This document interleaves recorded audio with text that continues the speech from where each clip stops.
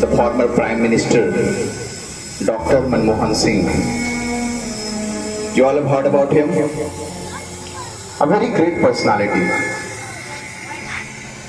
I just want to share one thing about him, for which he is known. उस समय की बात है जब हमारे देश के पास सिर्फ और सिर्फ 15 दिन का पैसा था।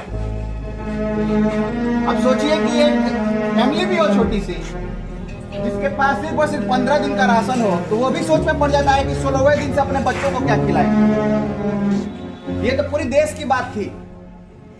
जब 15 दिन का राशन सिर्फ देश में था, पेट्रोलियम देशों ने जो है पेट्रोल देने से मना कर दिया, डीजल देने से मना किया, कहा कि हम नहीं देंगे, भारत गरीब हो गया है, इसके पास पैसा नहीं है, चुकाएगा नहीं, लेके रख लेगा लेकिन चुकाएगा नहीं। ये वाली स्थिति आ गई थी। देशों ने जो है व्यापार करना छोड़ दिया। तब एक महान शख्सियत, जिनके हाथ में देश का पूरा कमान आ गया कि आप इस आर्थिक तंगी से हमारे देश को बाहर निकालिए, वरना वापस से हम लोग गुलामी की जिंदगी जी रहे होते। 1991 का वो दौर, जब प्राइम मिनिस्टर उस समय के जो थे पीवी नरसिम्हा राव, उन्होंने देश का अर्थव्यवस्था का पूरा जो है भागदौड़ किसके हाथों में संभाला? डॉक्टर मनमोहन सिंह। इस नाम को याद रखिएगा, क्योंकि ये वो नाम है जिसने इस देश को एक बहुत बड़े आर्थिक तंगी से निकाला और हम दोबारा गुलामी की जिंदगी जी रहे होते। लेकिन एक व्यक्ति की वजह से, डॉक्टर मनमोहन सिंह, क्या किया उन्होंने? आप एसएसटी में पढ़ोगे, ही इंट्रोड्यूस्ड LPG पॉलिसी। नाम सुना है आपने? मैं सीनियर क्लास के बच्चों से पूछ रहा हूं, नाम सुना है आपने? यस। क्या फुल फॉर्म हुआ?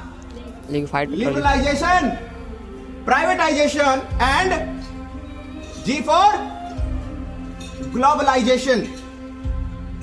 नहीं सुने हैं तो एसएसटी में पढ़ लीजिएगा, अपने एसएसटी के टीचर से पूछिएगा, इसके बारे में बताएंगे।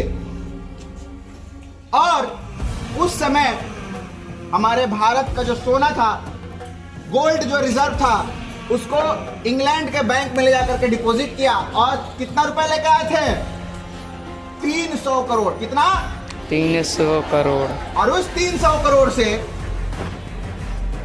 2014 तक उन्होंने जो है प्राइम मिनिस्टर वो रहे देश के, हमारे 10 साल वो पीएम के पद पे रहे और 10 साल में PPP, परचेजिंग पावर पैरिटी के लिस्ट में के लेवल पे भारत को तीसरे नंबर पे लेकर के आ गए। कहा हम लाइन के सबसे आखिरी में खड़े थे और कहा अभी हम तीसरे स्थान पे खड़े। और वो समय और आज 2024, मोदी जी 10 साल राज किए, लेकिन वो तीसरे स्थान से दूसरे पे नहीं ला पाए हैं। ठीक है, इस चीज को भी याद रखिएगा कि क्या शख्सियत रही होगी उस इंसान की जिसने लाइन के सबसे पीछे खड़े हुए देश को उठा करके 3 नंबर पे लाके खड़ा कर दिया।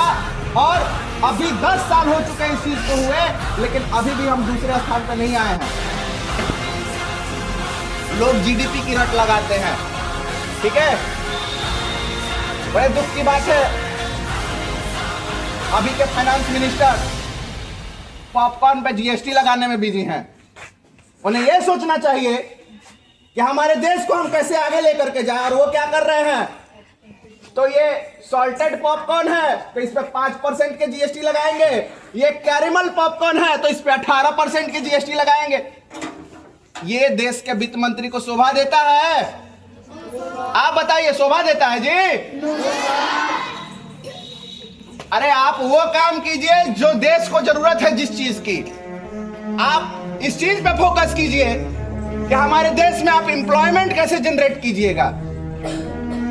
स्कूल खोल रहे हैं, कॉलेज खोल रहे हैं, अरे बच्चों को पढ़ा तो लिया आपने, उन्हें नौकरी कौन देगा?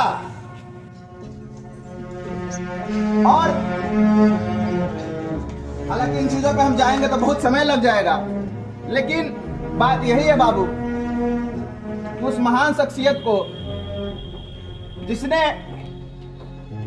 इस देश को गड्ढे से निकाल करके ऊंचाइयों तक लेकर के गए, उन महान व्यक्ति का कल रात्रि निधन हो गया। अब वो हमारे बीच नहीं रहे, लेकिन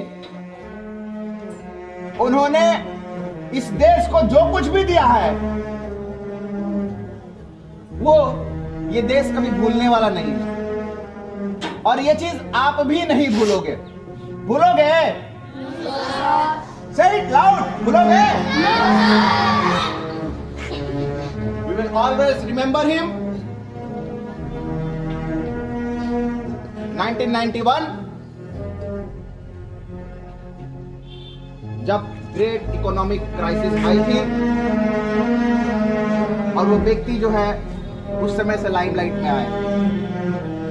आज भी लोग विपक्ष की बुराई कर देते हैं, कांग्रेस ऐसी है वैसी है, सब कुछ सब लोग कहते हैं, लेकिन आज भी आप किसी के मुंह से नहीं सुनिएगा कि डॉक्टर मनमोहन सिंह ऐसे थे वैसे थे।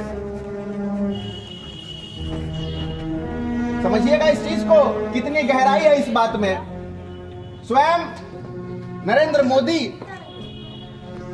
प्राइम मिनिस्टर ऑफ इंडिया भी कांग्रेस के बारे में बहुत कुछ कहते हैं, लेकिन कभी उनके मुंह से भी आप ये नहीं सुनिएगा कि डॉक्टर मनमोहन सिंह ऐसे थे।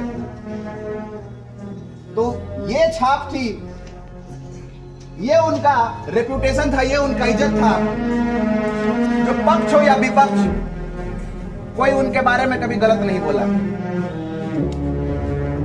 तो ऐसी शख्सियत को हम नमन करते हैं। और आज विजडम इंटरनेशनल स्कूल मांझागढ़ के प्रांगण से उनको हम लोग 2 मिनट के मौन के साथ श्रद्धांजलि अर्पित करेंगे।